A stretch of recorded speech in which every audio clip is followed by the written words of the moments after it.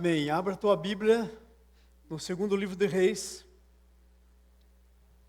capítulo 22. Eu quero falar com vocês sobre o verdadeiro avivamento. Eu vou falar, tinha Josias 8 anos de idade, quando começou a reinar, reinou 31 anos em Jerusalém. Sua mãe se chamava Jedida e era filho de Jedaías de Boscate. Fez ele o que era reto perante o Senhor e andou em todos os caminhos de Davi, seu pai, e não se desviou nem para a direita, nem para a esquerda. Vamos para frente.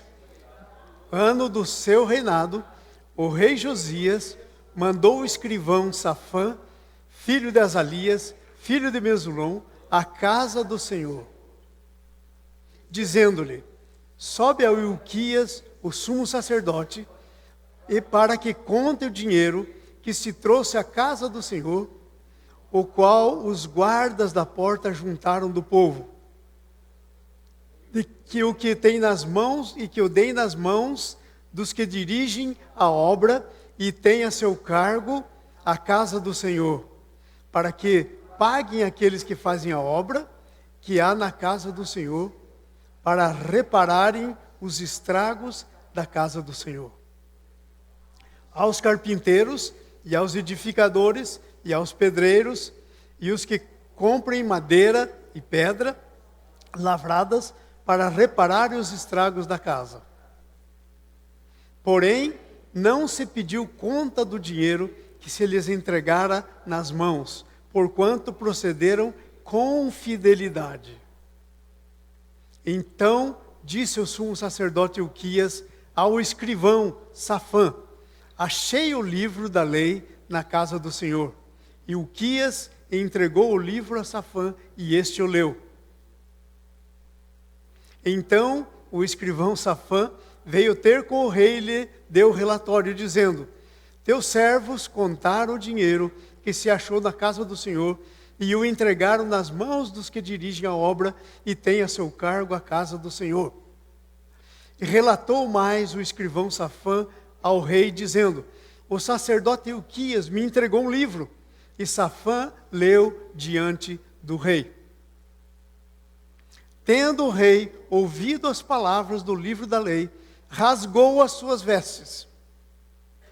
E ordenou o rei a Ilquias, o sacerdote, e a Aicão, filho de Safã, a Aquibor, filho de Micaías, a Safã, o escrivão, e a Asaías, servo do rei, dizendo: ide consultai o Senhor por mim, pelo povo e por todo Judá, acerca das palavras desse livro que se achou.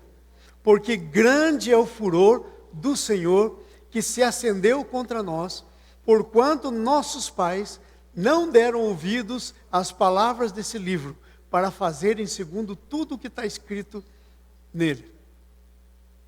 Então o sacerdote Ilquias, Aicão, Aquibor, Safã, Asaías foram ter com a profetisa Ulda, mulher de Salum, o guarda-roupa, filho de Tiquivá, de Arás, e lhe falaram.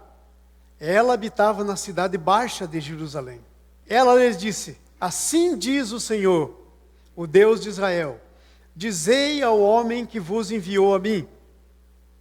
Assim diz o Senhor: eis que trarei males sobre este lugar e sobre os seus moradores, a saber todas as palavras do livro que leu o rei de Judá. Visto que me deixaram e queimaram incenso a outros deuses, para me provocarem a ira, com todas as obras das suas mãos, o meu furor se acendeu contra este lugar e não se apagará. Porém ao rei de Judá, que vos enviou a consultar o Senhor, assim lhe direis: assim diz o Senhor, o Deus de Israel, acerca das palavras que ouviste.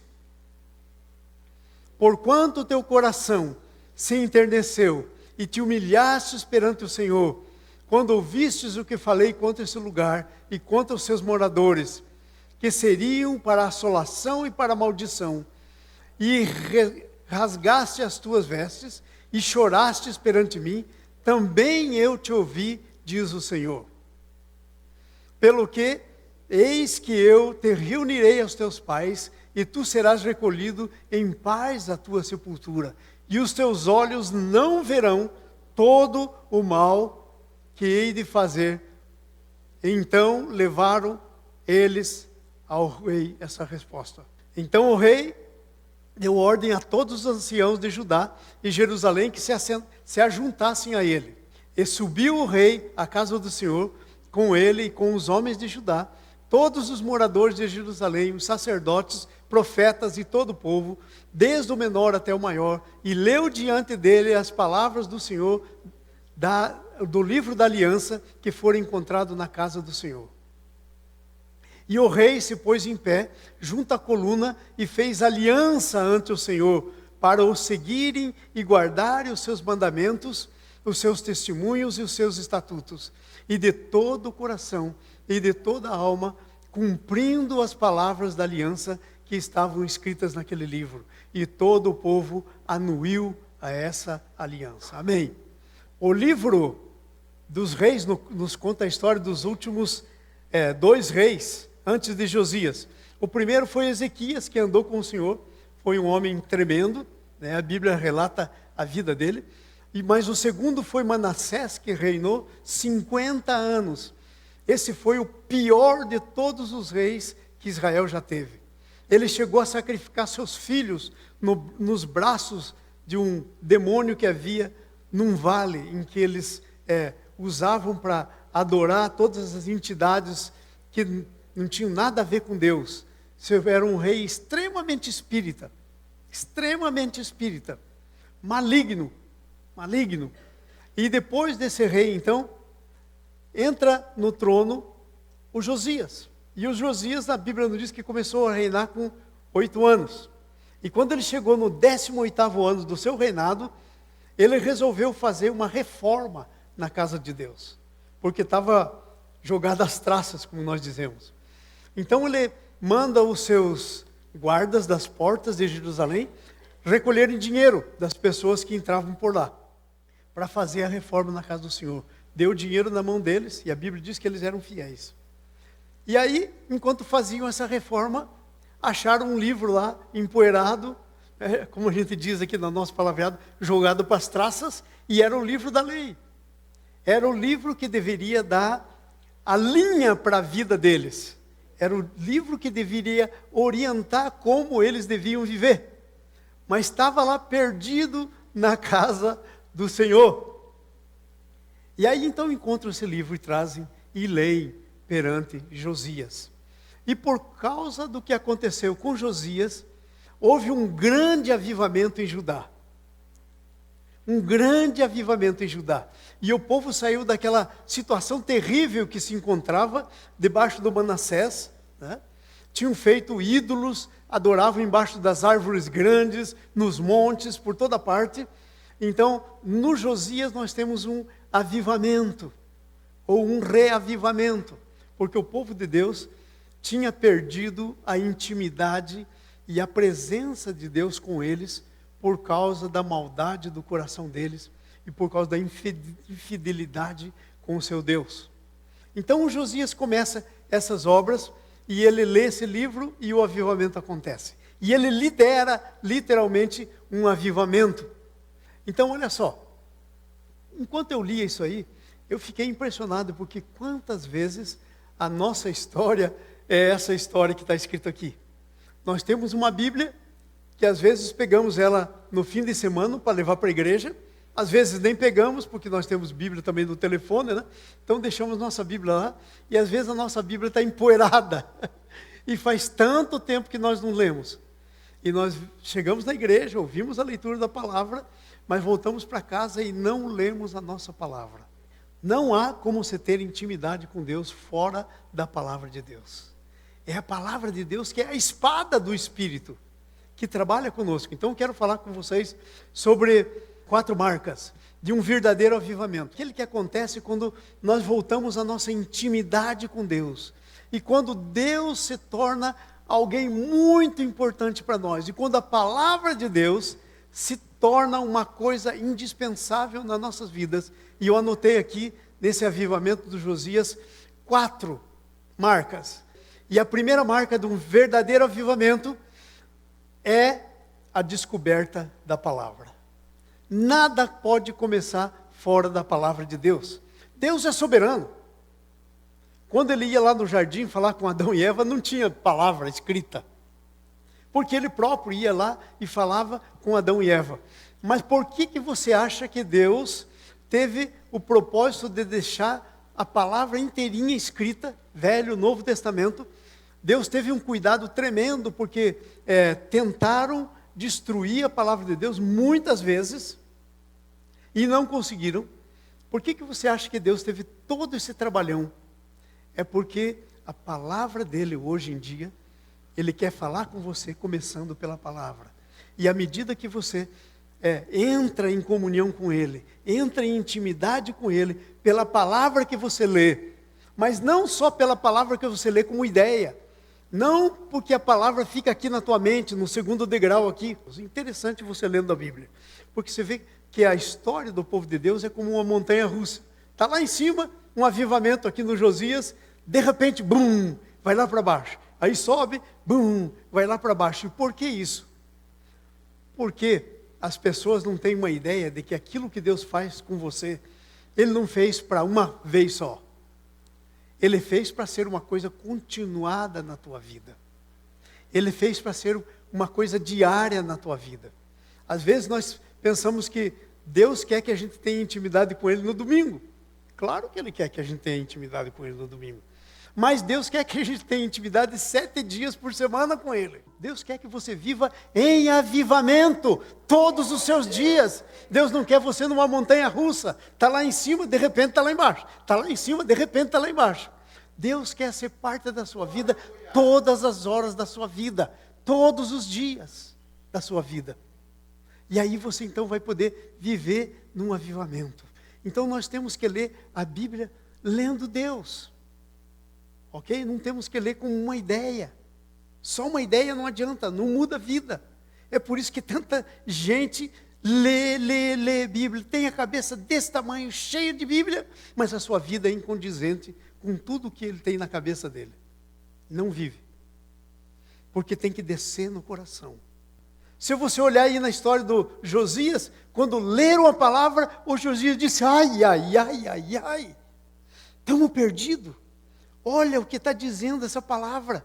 E nós e os nossos pais, 50 anos do Manassés. E nós e os nossos pais, nós nos desviamos do Senhor.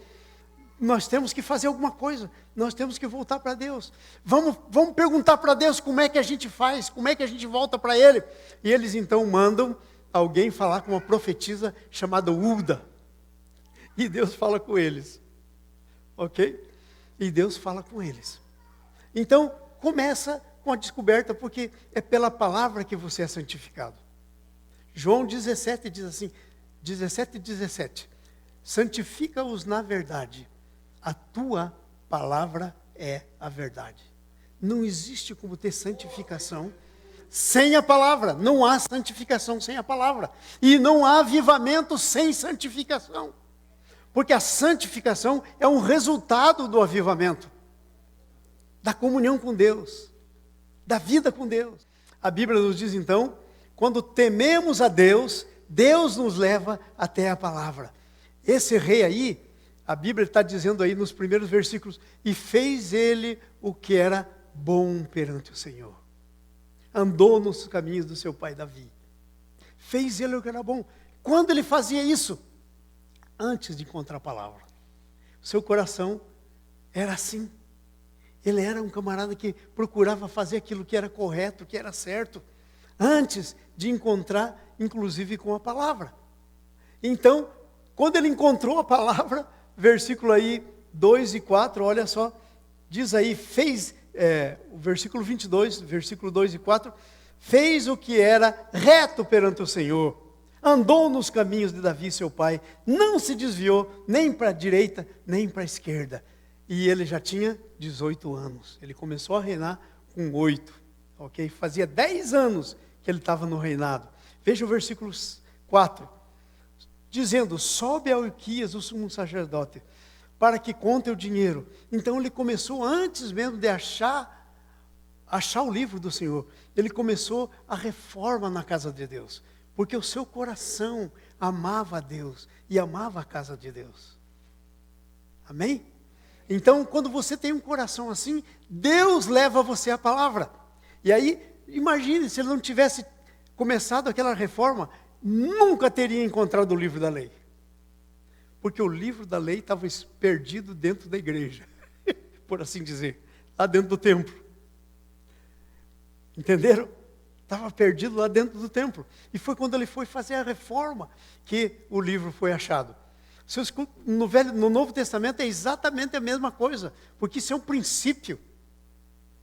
Se você tem um coração reto para com Deus, e você é temente a Deus, Deus vai te levar a palavra, ainda que você não conheça Ele.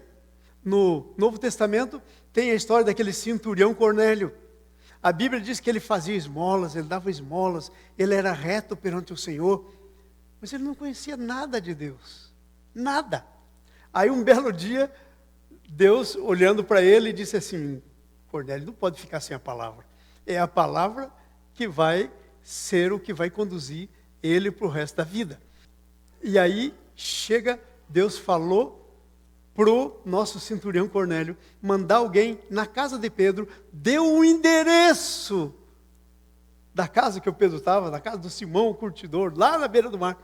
E aí ele foi lá, e enquanto Pedro estava lá lutando, chegam os enviados do centurião Cornélio, e o imundo para o Pedro era o centurião Cornélio.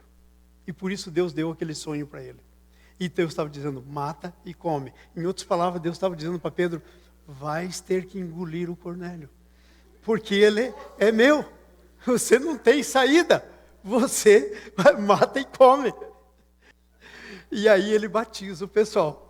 E depois tem todo um concílio para chamar o Pedro na catraca, como a gente diz: por que você fez isso com os gentios? E aí o Pedro vai contar a história, por que ele fez, porque Deus estava fazendo. Então houve um avivamento, sabe? Talvez você já tenha passado por um avivamento. Eu já passei por vários avivamentos e já perdi por negligência, porque Deus põe a gente num avivamento, mas é nossa obrigação, é nossa responsabilidade continuar o que Deus começou na nossa vida. É nossa responsabilidade não perder o que Deus começou, não perder o que Deus começou. Nós estamos entrando num avivamento de novo com os jovens, porque essa igreja nasceu com os jovens. Os primeiros membros dessa igreja foram jovens. Teve um tempo que todos eram jovens, nós não tínhamos crianças na igreja, nem casais, todos eram jovens. E o primeiro casal que se converteu, eles logo tiveram um filhinho, e eu pregava com o bebê nos braços, declarando que a gente ia ter muita criança na igreja. Mas eu estou disposto, e se vocês se levantarem, essa vez nós não vamos perder o avivamento que está acontecendo no meio dos jovens. As bases do avivamento são retidão, veja o versículo 2, retidão nos caminhos do Senhor, sem se desviar dele. Veja o versículo 2, fez ele o que era reto, retidão, perante o Senhor, andou em todos os seus caminhos do seu pai Davi, sem se desviar nem para a direita, nem para a esquerda. Isso é uma das características de um avivamento. O quanto você anda na palavra. Amém? Amém. Vamos para a segunda marca de um verdadeiro avivamento. Qual que é a segunda marca de um verdadeiro avivamento? É aproximar-se de Deus. A segunda marca do avivamento é o senso do temor a Deus. Aproximar-se de Deus com reverência, admiração. Você ficar, como a gente diz aqui no inglês, em ó. Ah, Senhor, oh Jesus, glória a Deus pela tua presença, como o Senhor é bom. Olha o que o Senhor fez por mim nessa semana, Senhor, que se passou. Senhor, eu estou aqui para te adorar por isso, Senhor, como tua igreja. E você pode falar alto, sem nenhum problema, ok? É também temer ao Senhor, significa um coração centralizado nas coisas de Deus. Veja o Salmo 86, versículo 11. Ensina-me, Senhor, o teu caminho, e andarei na tua verdade. Dispõe o meu coração para só temer o teu nome. Só temer o nome de Deus. Não temos que temer nada mais, mas a Deus. Ok? Não temos que temer homem. Não temos que temer nada disso, mas a Deus.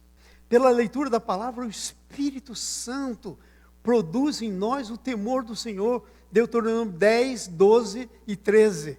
Agora, pois, ó Israel, que é o que o Senhor requer de ti? Não é que temas ao Senhor teu Deus, e andes em todos os seus caminhos, e o ames, e o sirva ao Senhor teu Deus de todo o teu coração, de toda a tua alma, 13, para guardardes os mandamentos do Senhor, e os seus estatutos, que hoje te ordeno, para o teu bem. Entenderam? Isso é o temor do Senhor. Isso é o temor do Senhor. O temor do Senhor é o princípio da sabedoria. Revelam prudência a todos os que o praticam. O seu louvor permanece para sempre. Amém. Amém. Amém. Esse é o temor do Senhor, a segunda marca. A primeira marca é o encontro com a palavra. A segunda marca é o temor, o senso de temor a Deus. Terceira marca, de um verdadeiro avivamento. A terceira marca é confissão e arrependimento. Capítulo 22, 18 a 20. Veja o que está escrito aí. 22, 18 a 20. Porém o rei de Judá, que vos enviou a consultar o Senhor, assim lhe direis: assim diz o Senhor, o Deus de Israel, acerca das palavras que você ouviu. E qual era a palavra do Senhor? Porquanto o teu coração se enterneceu. Você tem um coração enternecido para Deus? Tem um coração assim? E te humilhastes perante o Senhor. Você se humilha perante o Senhor? Você chora perante o Senhor? Você busca Ele com jejum, pranto? E te humilhastes perante o Senhor. Quando ouvistes o que falei contra esse lugar, que seriam para maldição, rasgaste as tuas vestes, chorastes perante mim, também eu te ouvi. É o quebrantamento. Essa descrição que você ouviu aí é a descrição de um coração quebrantado e contrito. Um coração quebrantado e contrito não desprezarás, ó Deus. Um coração quebrantado e contrito. Um coração quebrantado e contrito. Gente, chega de a gente viver religiosamente. Deus não nos criou para viver religiosamente. Deus nos criou para viver na intimidade dEle. Em intimidade com Ele. Deus nos criou para sermos cheios do seu Espírito. Estarmos avivados sempre. Sempre. Tão avivados, tão cheios do Espírito Santo, que você vai passando aí na rua e a tua sombra toca em alguém. Alguém, se estiver doente, é curado. Amém. Glória a Deus. Convicção de pecado e arrependimento. Então, olha só. A verdadeira convicção de pecado produz arrependimento. O verdadeiro arrependimento resulta de uma fé que leva a Deus. É a linha de pensamento do texto que eu estou lendo. Eu separei numa linha de pensamento. Veja a linha de pensamento aí, ó. A verdadeira convicção de pecado resulta em arrependimento. O arrependimento verdadeiro resulta numa fé que leva a Deus. Deus vê uma fé verdadeira e nos conecta com Ele e nos livra do juízo. Diga aí para o rei: não vai ver o que eu vou fazer, eu vou livrar ele, ele vai ser abençoado, mas esse povo aí, As manifestações de uma fé verdadeira são um coração enternecido, humilhação, choro, quebrantamento perante o Senhor. Está aí no versículo 19. Então essa é a terceira marca do avivamento, confissão e arrependimento. E finalmente a última marca de um avivamento verdadeiro é que torna a uma piedade verdadeira. Piedade, o que é piedade? Piedade é devoção, fidelidade, lealdade, obediência.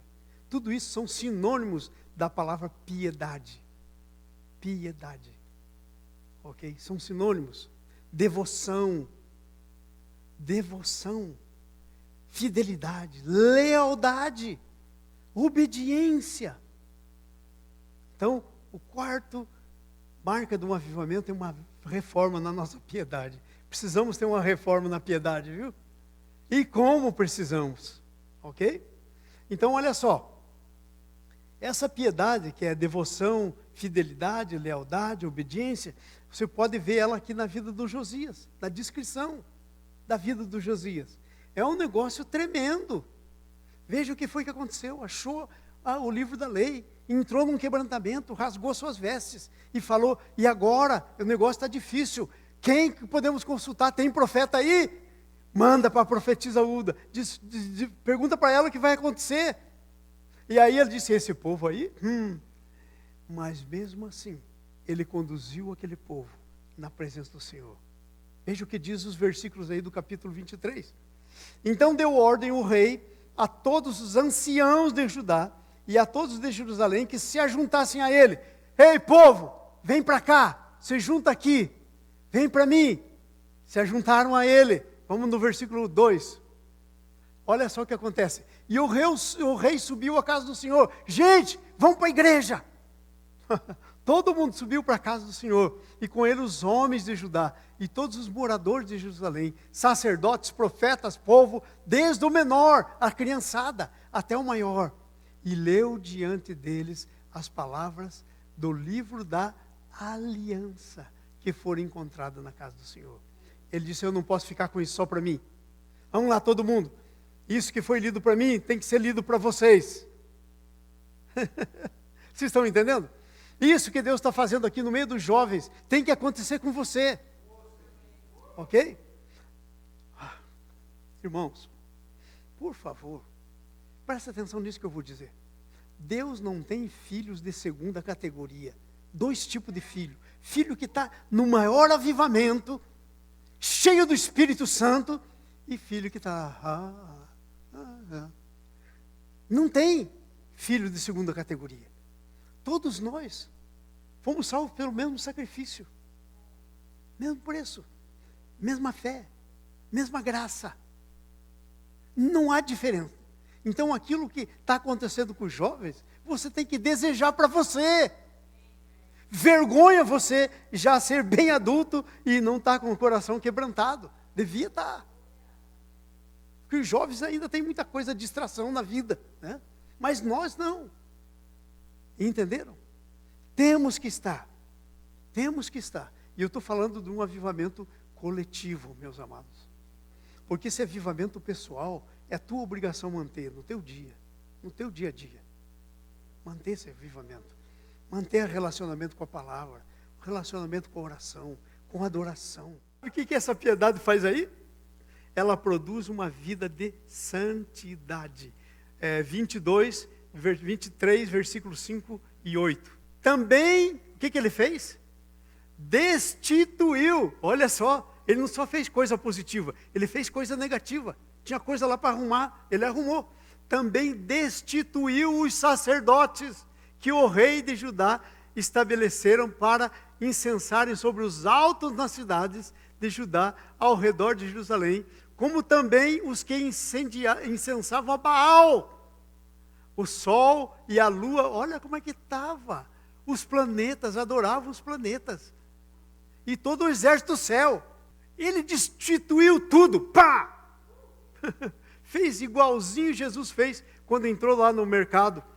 Derrubou o negócio de quem vendia pomba, vendia moeda. Fez uma limpeza e disse, a casa do meu pai vai ser chamada casa de oração. Vocês fizeram dela casa de ladrões e salteadores. Fez uma limpeza, é isso aí também. Sabe? Produz santidade. Veja o versículo 6. Também tirou da casa do Senhor o poste. Meu Jesus. Tinha dentro da casa do Senhor um poste ídolo. Quando Deus disse, não farás para ti imagem, não fará para ti nada disso. Tinha um poste ídolo. O que levou para fora de Jerusalém até o vale de Cedron, no qual queimou e reduziu a pó, e lançou sobre a sepultura do povo. Aquele povo que tinha feito isso, que tinha lá o cemitério deles, ele pegou essa sepultura, essa cinza desse poste ídolo e lançou sobre a sepultura deles. Santidade. Vai para o outro. Também derrubou as casas de prostituição cultual que estavam na casa do Senhor. Meu Deus. É como se aqui na igreja a gente tivesse um quartinho aqui para quem quisesse se prostituir. E tivesse uma mulher ali, prostituta cultual, para os homens que chegassem aqui e quiserem se prostituir. Era assim que estava a casa do Senhor. Também derrubou as casas de prostituição cultual que estavam na casa do Senhor, onde as mulheres teciam tendas para o poste ídolo. Derrubou isso tudo. Sabe como é que se chama isso? Santidade. É quando você derruba da tua vida tudo que desagrada a Deus. Tudo. Põe por terra, tudo. Vícios, pensamentos, coisas que você faz, maneirismo do jeito que você é. Ai, Senhor, mas eu sou assim. É assim, mas Deus não te fez assim. Ficou assim por causa do pecado. Agora trata de se livrar disso. Entendeu? Santidade. A santidade passa pela transformação da nossa alma. Amém? Amém. Então esse foi o quarto princípio. A quarta marca. A primeira marca, encontro com a palavra. A segunda marca, senso do temor a Deus. Terceira marca, confissão e arrependimento. E finalmente, quarta marca, reforma da piedade. Uma piedade verdadeiramente santa. Não é uma piedade que deixa tudo do jeito que está. E eu termino com isso agora. O verdadeiro avivamento. O que é o verdadeiro avivamento? Não é espiritualidade genérica. Olha aqui para mim todo mundo. Olha aqui, ó. Todo mundo aqui tem uma espiritualidade genérica. Mas avivamento não é isso. É muito mais do que isso. Do que essa espiritualidade genérica. Então, avivamento não é espiritualidade genérica. Ou mesmo mero emocionalismo. Ou um idealismo. Ai, Senhor, agora eu estou com esse ideal. Sai do ideal e vai para a prática. Fé sem obras é morta. Não é um mero idealismo. Não é, que bom que tem que ser assim. Não, sai disso e vai para a prática. O verdadeiro avivamento é marcado por uma redescoberta da palavra de Deus, por um sentido restaurado do temor de Deus, por um regresso a Deus através da confissão e arrependimento, por um compromisso espiritual renovado com o povo de Deus e finalmente por uma reforma verdadeira da piedade. E agora presta atenção. Meu relacionamento com Deus revela alguma marca de avivamento? É uma pergunta para você. Tenho duas aqui, essa é uma delas. Teu relacionamento com Deus revela alguma marca de avivamento? Segundo, ou você tem uma espiritualidade genérica? Quais são as duas principais coisas que farei para avivar a minha vida? Deus é o que aviva a tua vida. Ah, pastor, é sim, Deus que aviva. Sim, mas você é quem se posiciona. Se você não posicionar, Deus não vai fazer. Deus aviva, mas você se posiciona. Eu quero orar por vocês agora, eu quero fazer uma pergunta muito séria. Quem de vocês quer entrar num avivamento? Porque a gente quer uma igreja avivada. A gente quer uma igreja cheia da graça de Deus. A gente quer uma igreja assim. Se você quer entrar num avivamento, vem aqui para frente, nós vamos orar. Isso é de Deus. Antes de você querer, Deus quer mais do que você entre num avivamento. Mas se você não quiser, Deus não vai forçar você.